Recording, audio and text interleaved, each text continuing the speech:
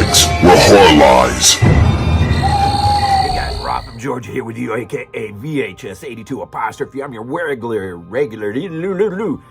Wednesday evening host here at BodyBags in week 493. It is our opening random week for the month of April, and what I have for you is, man, the movie that probably serves as such a great compliment to its original. Of course, you know, the original being the William Lustig, absolutely cult classic, incredible film, Maniac, right? In 2012, man, Franck Khalfoun, that's how you say it, man, in conjunction with none other than Elijah Wood, you know, the guy who recently has founded a company called Spectre Vision, which had a hand in bringing this to life. But unfortunately, we may not get any more from Richard Stanley as a result of all the legal mess and trouble and everything else. But what a great Lovecraftian entry from Richard Stanley. But Elijah Wood, huge horror fan. Who knew when we were neck deep in the Lord of the Rings trilogy, watching him as Frodo? I don't know. Could we have ever imagined that he could have fit into Joe Spinell's shoes as Franck? A French director does bring this. It is an interesting film, and one that, quite frankly, dares you to look away at points. It is, man. Okay, I'm going to give you 5 reasons why, if you have not seen this movie, you ought to consider this movie.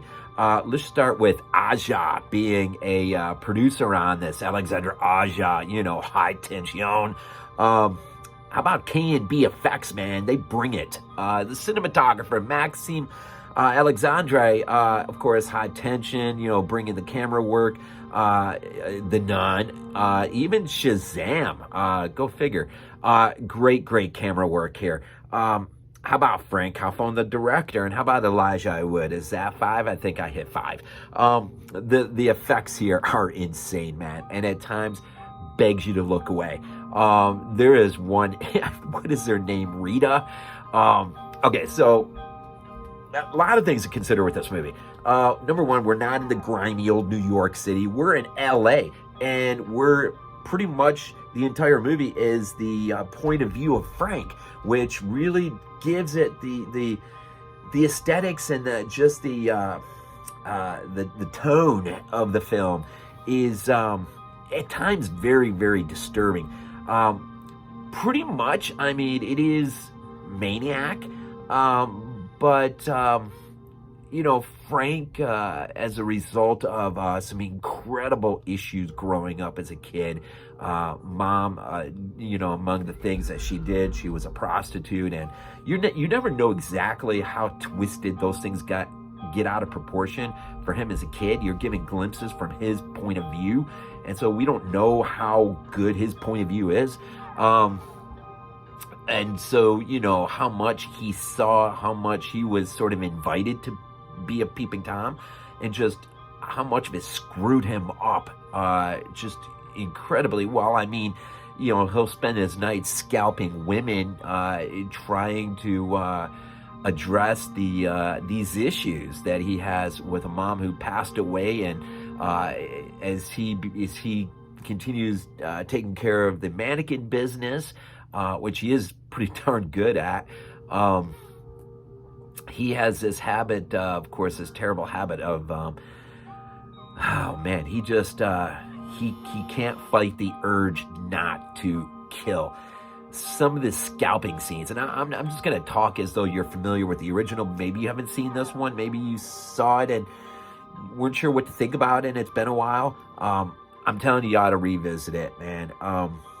There's one, Rita. Okay, so like Franck, we know the story, right? Well, he gets caught up with this one girl who's a photographer who wants to utilize his mannequin. She shows up outside of his storefront one day, and she sees the mannequins inside, and he sort of gets this sense or idea that someone's hanging around the door outside, and so he kind of comes, peers out the window, sees her, then he kind of opens things up, lets her in.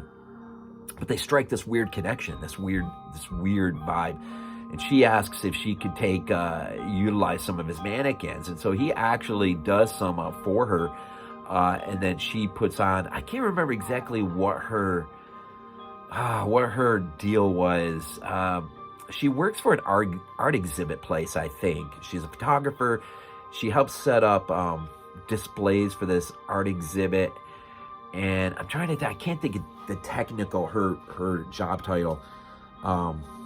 But anyways, so in relation to that, setup goes perfect, and they begin to, well, I mean, it's all from his point of view, right? We don't know how legitimate the relationship may or may not be between him and Anna, who is played by the wonderful Nora, Arnezeder. Of course, Franck's mother, the wonderful America, Olivo, and Lucy. Oh man, Lucy. Megan Duffy. She's a girl that he will meet on a online dating service, and end up at her place, and he'll just freaking snap, man. And that is crazy. What he does. Trying to remember who Judy was. But Rita is this lady who is the mentor to Anna, the girl that shows up at the front of his shop one day. And so he has a kind of a weird run-in with Rita, who kind of looks at him as a freak. You know, anyone who works with mannequins as a living can't be possibly all there.